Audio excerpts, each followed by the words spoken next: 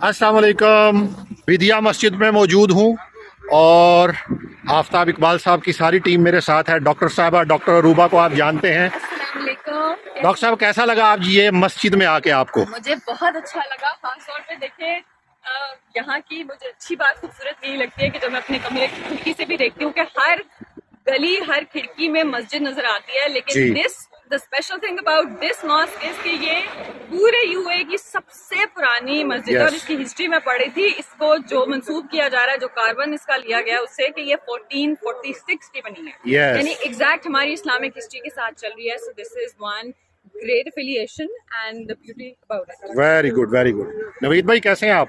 मैं बिल्कुल ठीक। कैसा लगा आज ये मस्जिद के पास आके? कहता हूँ कि दिल बाग बाग हो गया।